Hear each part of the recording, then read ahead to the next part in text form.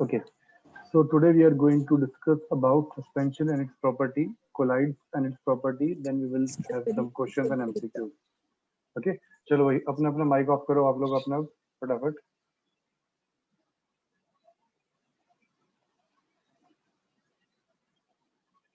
सबसे पहले बात आती है सस्पेंशन की.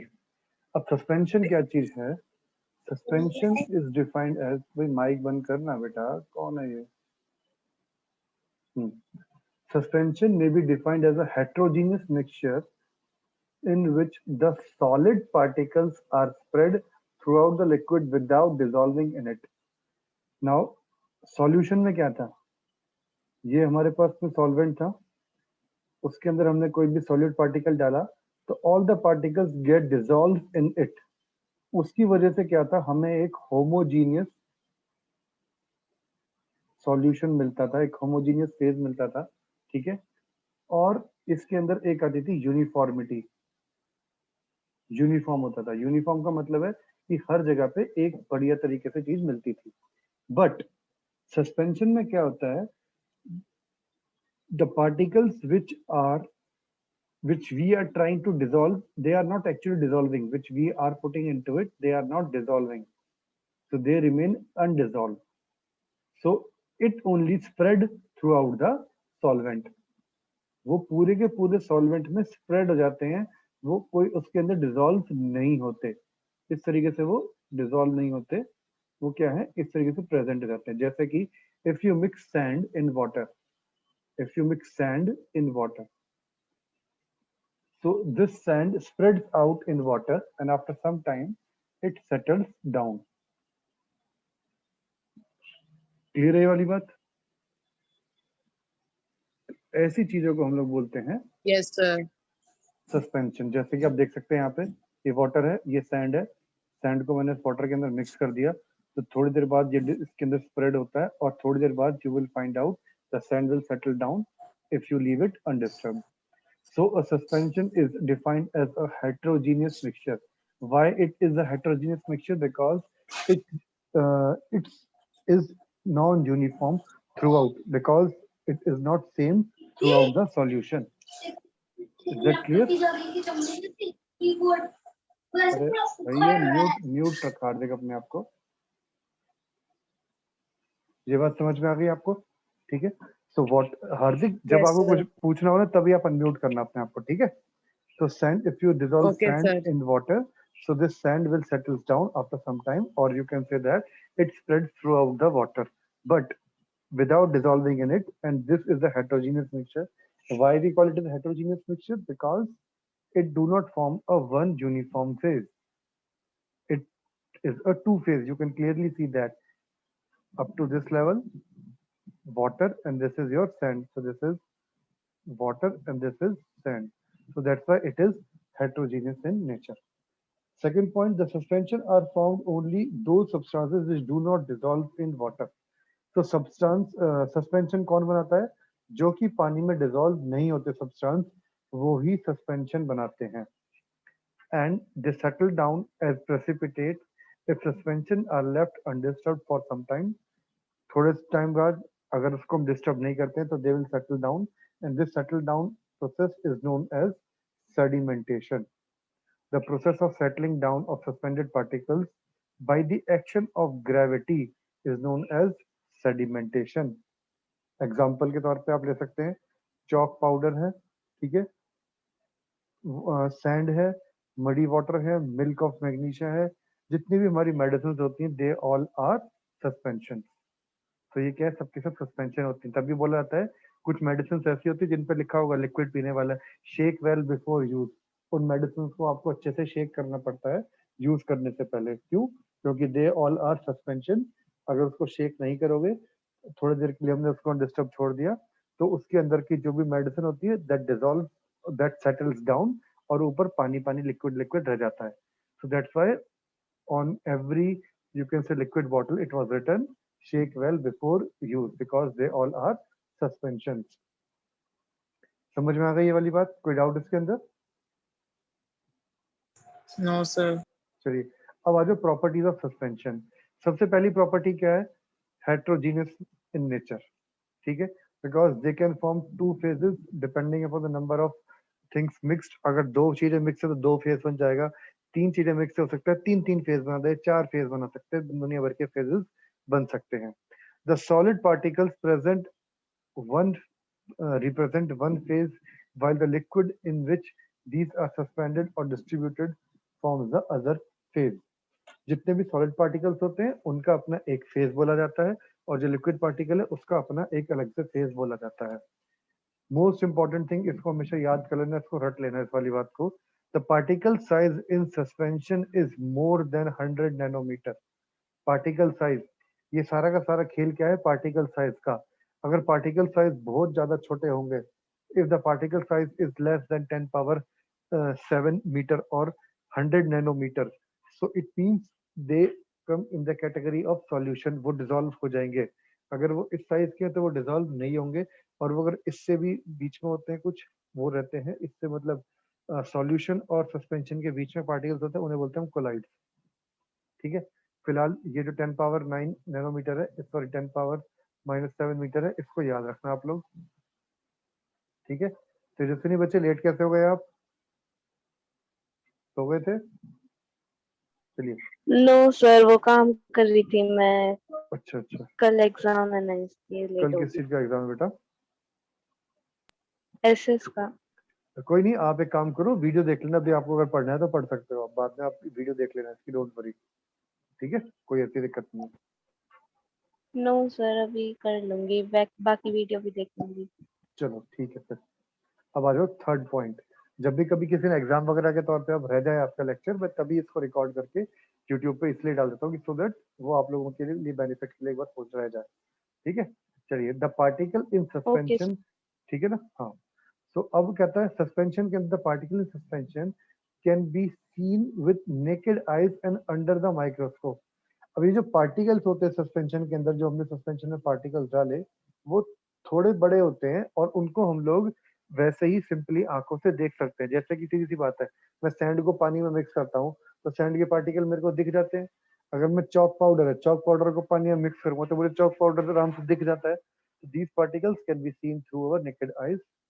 फोर्थ पॉइंट कहता है the particles in suspension are unstable. ये अनस्टेबल होते हैं. अनस्टेबल से मतलब होता है ये थोड़ी देर बाद सेटल डाउन हो जाते हैं with the help of gravity. Because of the gravity they settles down.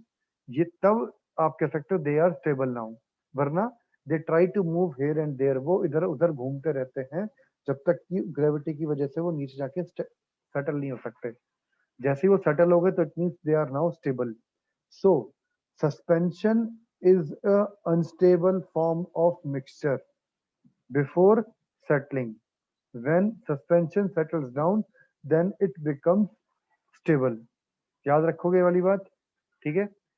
The settle down after some time, they settle down after some time under the influence of gravity, and when the suspension is kept undisturbed, this is known as precipitate.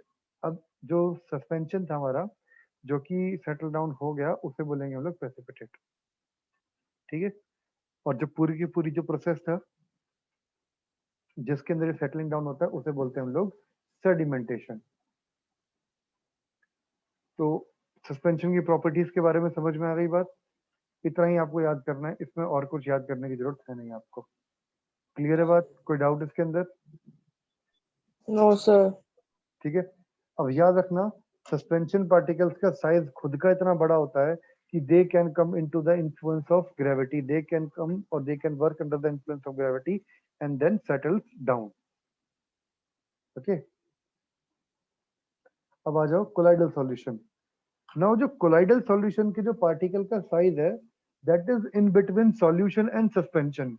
ना तो वो इतने छोटे होते हैं solution जैसे कि वो डिसॉल्व हो जाएं, ना तो वो इतने बड़े होते हैं आपका सस्पेंशन जैसे कि वो बैठ जाएं या कि सेटल डाउन हो जाएं. वो उनके बीच में रहते हैं, बहुत छोटा सा साइज होता है.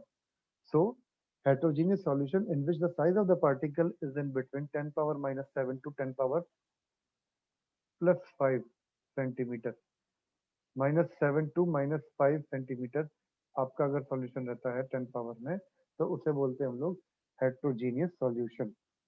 ठीक है.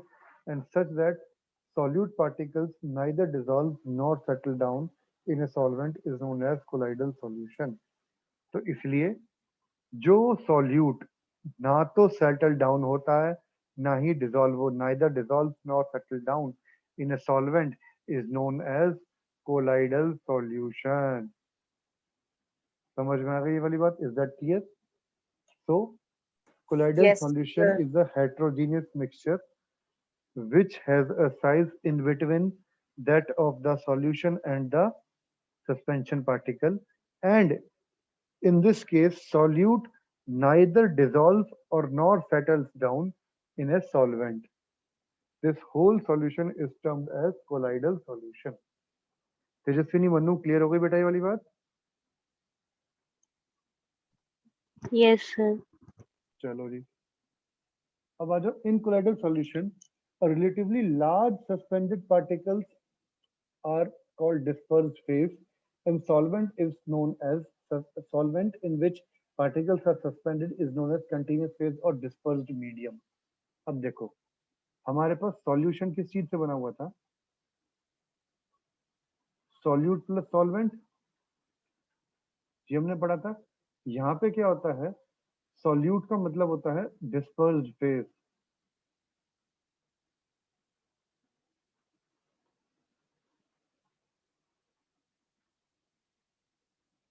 और सॉल्वेंट का मतलब होता है डिस्पर्स्ड मीडियम।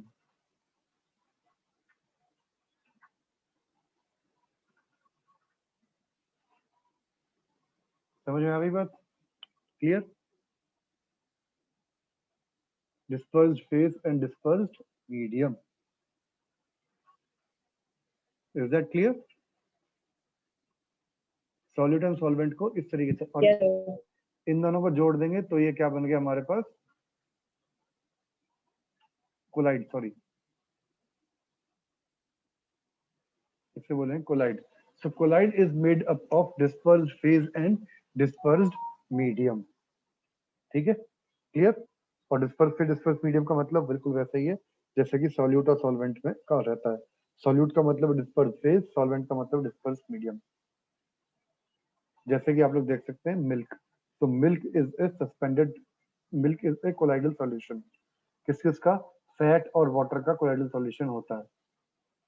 बताइए यहाँ पे किसी को डाउट है तो कोई? चलिए अब देखते हैं disperse phase and disperse medium के बारे में। तो थ्री एसेंशियल कंपोनेंट, सबसे पहला हमारे पास कंपोनेंट आता है disperse phase. It is also known as a discontinuous और इनर फेज।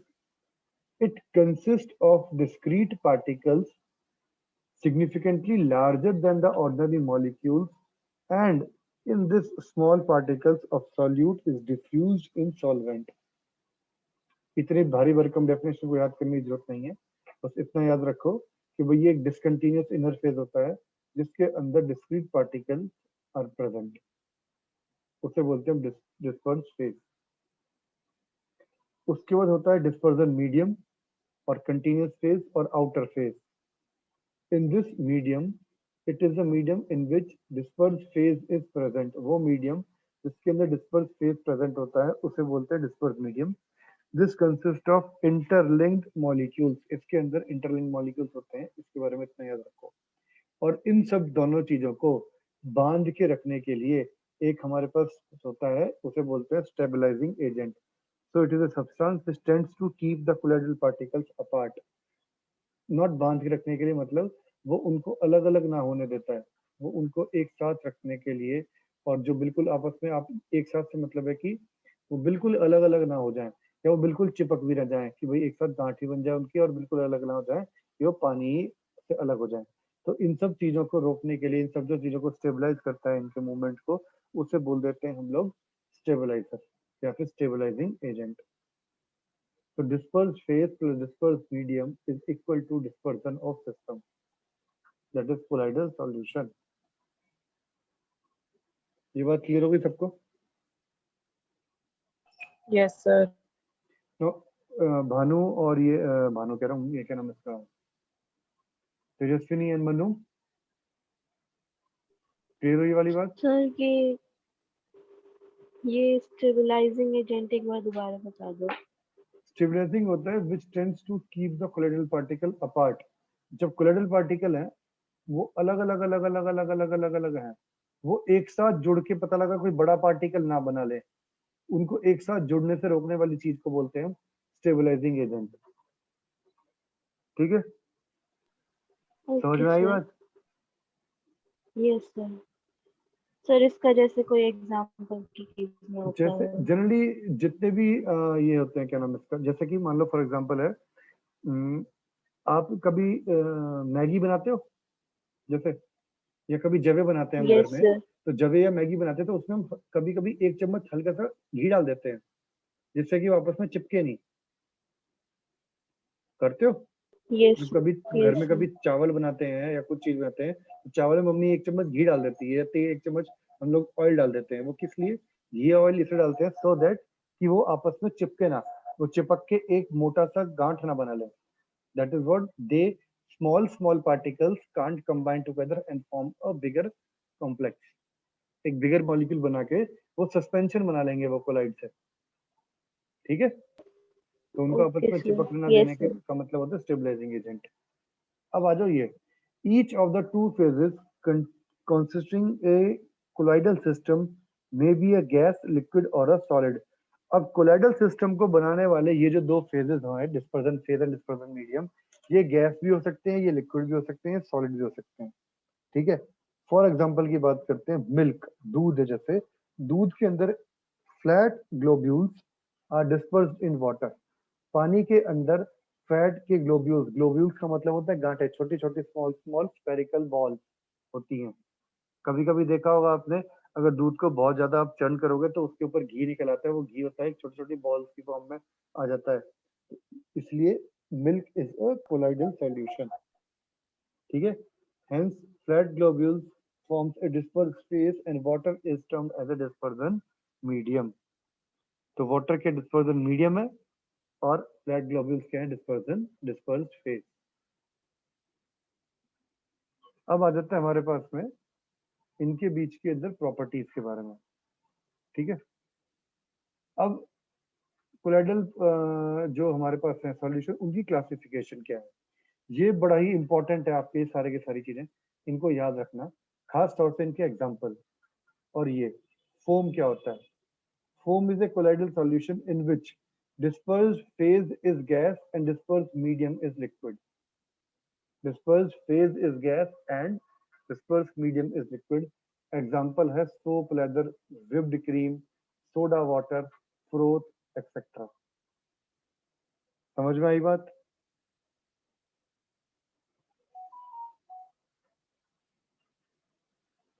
हाँ या ना, जल्दी बोलो। Yes sir. Yes disperse sir. Disperse phase क्या था? It is a continuous or inner phase. It consists of discrete particles significantly larger than the ordinary molecule। That is dispersed phase का मतलब होता है solute जैसी कोई चीज, और dispersed medium का मतलब होता है solvent जैसी कोई चीज। इस बात को याद रखना। ठीक है, तो यहाँ पे dispersed phase का मतलब क्या है? solute, solvent, उस जैसी कोई फोम है, गैस एंड लिक्विड फोम बनाता है। गैस और सॉलिड को बोलते हैं हम लोग solid foam. Example cake, bread, pumice stone etcetera, pumice stone lava etcetera. Then gas and liquid, liquid and gas, उसको बोलते हैं हम लोग aerosol, aerosol. Example mist, fog and cloud.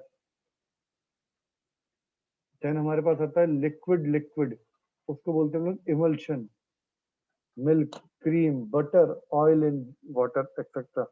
is known as emulsion। Then हमारे पास आता है liquid solid, gel, curd, cheese, jellies, boot polish, butter, etc. They are the example of liquid dispersed, dispersed phase and solid dispersed medium।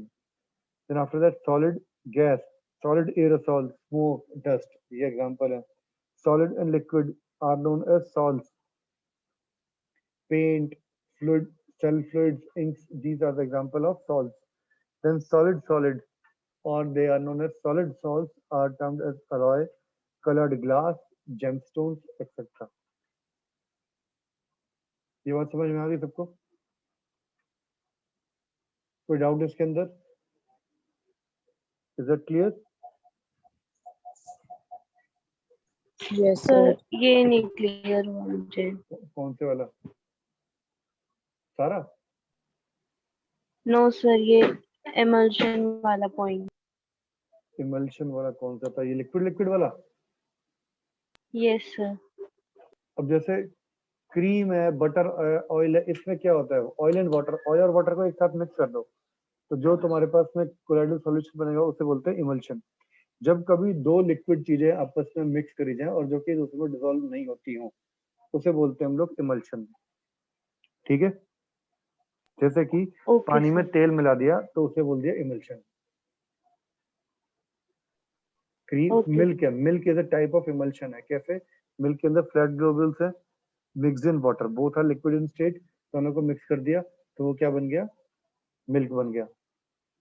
Cream है, cream में भी इस तरीके से इमल्शन होता है। Butter, oil and butter, they all are emulsion. कभी आपने ध्यान दिया हो मक्खन निकालते देखा है कभी किसी ने घर पे मम्मी को? Yes, sir. कभी मक्खन निकालते देखा? तो मक्खन में जब दही भिगोते हैं या मलाई को भिगोते हैं, उसको दही को भिगोते रहते पतला करके, तो उसके ऊपर जो है घी तैरने लगता है एकदम। तो वो क्या हुआ? Yes, sir. यही तो इमल्शन के अंदर से सॉलिड बाहर निकल के आ गया, अलग हो गया उसका इमल्शन। ठीक है? वो लिक्विड सॉलिड चीज कई बार बाहर निकल के आ जाती है। ये समझ में आ गया तेजस्विनी? Yes sir.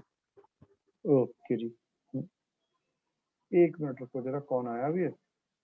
विदुषी इतनी लेट? एक सेकंड रुको जरा, एक सेकंड रुको जरा।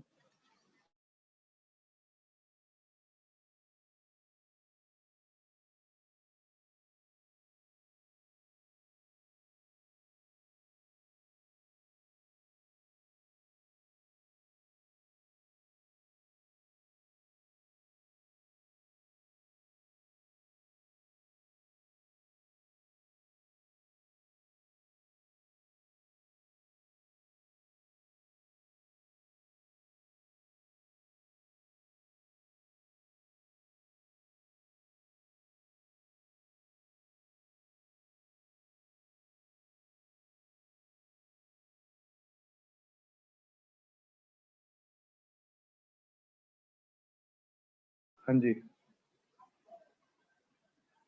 विदुषी बेटा, आज लेट क्यों हो गए? क्या बात? गुड इवनिंग बेटा, गुड इवनिंग। सर याद नहीं था। कोई बात नहीं, चलो कोई बात नहीं, कोई बात नहीं। अच्छा, ये वाली सारी चीज समझ में आ गई? विदुषी आप एक बार वीडियो देखना, वीडियो देखने के बाद जो आपको डाउट आता है मेरे को व्हाट्सएप कर देना, ठीक है? Okay sir. बाकी ये बताओ मनु, तेजस्विनी और ये आप लोगों को समझ में आ गई ये वाली बात सारा का सारा? Yes sir. Yes, sir. Yes sir. Yes, sir. Emulsion वगैरह सॉलिड, इनको जरूर याद कर लेना। इसमें से मोस्ट इंपॉर्टेंट तुम्हें बताता हूँ मैं कि स्मोक पहला, ठीक है? ये दूसरा हो गया। तीसरा ये चीज, डेफिनेशन ऑफ फोम क्या होता है, ये इंपॉर्टेंट है। ये चार पांच चीजें बड़ी इंपॉर्टेंट है और इनका जो है क्या कहते हैं उसे, ये एग्जांपल। और जेमस्टोन क्या होते हैं, व्हाट आर जेमस्टोन? ठीक है? तो ये चीज जरूर याद रख लेना। चलो भाई, अब आते हैं कुछ properties. The particles of colloidal solution are visible under a powerful microscope. जो कोलाइडल सॉल्यूशन के पार्टिकल्स होते हैं, यू कांट सी देम। अब दूध के अंदर हमने थोड़ा देखता है कोई पार्टिकल चलते हुए हैं, तो they can be visible only under powerful microscope. The particles of colloidal solution do not settle down with passage of time. हाँ जी। अब ये जो कोलाइडल सॉल्यूशन के जो पार्टिकल्स होते हैं, ये पैसेज ऑफ टाइम में बैठते नहीं है। कभी आपने ऐसा देखा कि दूध रात भर आपने छोड़ दिया तो नीचे बैठा हुआ है, ऊपर पानी पानी दिख रहा है? ऐसा कभी देखा आप लोगों ने? नहीं देखा। तो इसका मतलब क्या होता है? Colloidal solution do not settle down. they are unstable in nature. ठीक है, so particles of colloidal solution can easily pass through a filter paper. हाँ जी, तीसरी बात, जो colloidal solution के particles होते हैं वो filter paper से easily pass हो जाते हैं because they are smaller than the size of the pore of a filter paper. Filter paper के अंदर जो पोर्स होते हैं उनसे भी उनका छोटा साइज होता है, that's why they pass through the filter paper, but suspension particle size a little bit bigger, so it won't pass. Colloidal solutions are not transparent but translucent in nature. जो colloidal solutions होते हैं ये बिल्कुल transparent नहीं होते solution की तरह, they are translucent, मतलब दे डू नॉट अलाउ। अब देखो, ट्रांसपेरेंट वो चीज होती है that will allow around 90 to you can say 100% amount of light to pass through them, उसे बोलते हैं हम ट्रांसपेरेंट, जो लाइट को अपने अंदर से बिल्कुल पास कर दे जिसके कि आर पार हमें दिख जाए। हमें आर पार दिखने का मतलब है कि भाई लाइट उसके पार जा रही है, जैसे कि मैंने ग्लास में पानी लिया देख लिया। बट ट्रांसलूसेंट का मतलब होता है कि थोड़ी बहुत उसमें से पार जा रही है, मुझे उसके बाद धुंधला धुंधला दिखता है, पूरा अच्छे से नहीं दिख पाता। ठीक है, उसे बोलते हैं हम translucent in nature. So colloidal solutions are translucent in nature, they are not transparent. ये वाला पॉइंट क्लियर है सबको, कोई डाउट इसके अंदर? फिफ्थ पॉइंट देखिए, the particles of colloidal solutions scatter light. Most important point ये वाली बात, particles of colloidal solution scatter light. अब स्कैटर का मतलब होता है बिखरना, स्कैटर का मतलब होता है कि आप किसी एक ग्रुप में जा रहे थे, जैसे ही कोई आया आप अलग अलग अलग अलग हो गए। इसका सबसे बढ़िया एग्जांपल देता हूँ, जब आप लोग स्कूल में थे तो कई बार आप 4-5 दोस्त एक साथ जाते होंगे, जैसे ही आपको स्कूल में पीटीआई या कोई टीचर दिखता होगा आप लोग सब अलग अलग हो जाते हो। ऐसा करते थे स्कूल में? जल्दी बताओ, करते थे ना? तो यही चीज होती है स्कैटरिंग का। Yes, sir. लाइट पार्टिकल से लाइट रे जारी होती है, ठीक है, जैसे ही कोलाइडल सॉल्यूशन आया लाइट स्कैटर होगी अलग अलग उसमें कलर्स के अंदर, या स्प्लिट होना या स्कैटर हो जाती है light. so when strong beam of light is passed through colloidal solution, the path become visible, तो उस लाइट का जो पाथ है वो विजिबल हो जाता है। इसके बारे में हम थोड़ा पढ़ेंगे जरा कि इसको पार्ट को कहते हैं। Scattering of light due to colloidal particle is known as Tyndall effect. Tyndall effect, इस इफेक्ट को बोलते हैं हम लोग टिंडल इफेक्ट, जिसमें कि स्कैटरिंग ऑफ लाइट होती है। ठीक है, चलिए अब थोड़ा सा इनके बीच में कंपैरिजन चार्ट है, that is summary of this topic, और you can say difference between all these things. Important है, ध्यान से देखो। सबसे पहले हम लोग बात करते हैं true solution, then we have suspension and then we have colloidal solution. First point of discussion is their nature. True solution homogeneous, suspension is homogeneous, and colloidal appears to be homogeneous but actually heterogeneous। दिखता ये homogeneous है but होता heterogeneous है। ठीक है, clear? Yes, Second sir. point, particle size. In case of true solution, particle size is the smallest one. In case of true solution, particle size is the smallest one. In case of suspension, particle size is 100 nanometer, biggest, or you can say largest one. And in colloidal particle size is in between the true and suspension, more than true solution, less than suspension। Clear? आप लोग देख सकते हो between 1 nanometre to 100 nanometre. ठीक है, दूसरा point clear हो गया तेजस्विनी? Yes, sir. चल देख विदुषी, थर्ड पॉइंट क्या कहता है? सेडिमेंटेशन। सेडिमेंटेशन का मतलब होता है नीचे बैठ जाना। True solution do not settle down, suspension settles down on standing, थोड़ी देर बाद if they remain undisturb they will settle down, and colloidal particle also do not settle down. But हाँ, कोलाइडल पार्टिकल के अंदर हम लोग कुछ ऐसे स्टेबलाइजर्स को जोड़ते हैं या कुछ ऐसी चीजें आती हैं जो उसके अंदर डाल दो तो they can settle down. Colloidal particle को हम लोग सेटल डाउन कर सकते हैं। फोर्थ पॉइंट आता है डिफ्यूजन। डिफ्यूजन का मतलब होता है colloidal particles solution can be diffuse quickly, एक जगह से दूसरी जगह पर डिफ्यूज हो जाना, चले जाना। तो true solution can be diffuse easily, suspension can not diffuse easily, but colloidal can diffuse slowly. उनके अंदर स्लोली डिफ्यूजन होता है उनके पार्टिकल्स का एक जगह से दूसरी जगह पे मूव करने का। फिफ्थ पॉइंट आता है visibility. True particles are visible, sorry, invisible. True particles in true solution are invisible. You can't see them. But in case of a suspension, these particles are little bit, you can say, visible, but can be seen under microscope also. थोड़ा बहुत visibility होती है suspension particles के अंदर, पर colloidal particle के अंदर visibility नहीं होती। जब उसके अंदर से light को pass करा जाता है, then only we can see them. So particles scatter light and can be observed under ultra microscope. ठीक है। छठा point, filter ability. True solution can pass through animal membrane, can pass through filter paper. सब में से बाहर निकल जाता है true solution. Suspension cannot pass through animal membrane, but it can pass filter paper. Colloidal solution pass through filter paper, but not pass through animal membrane. जो suspension होता है ना तो फिल्टर पेपर से बाहर निकलता है ना एनिमल मेम्ब्रेन से बाहर निकलता है because of the large size particles, but colloidal can pass through filter paper but not through the animal membrane.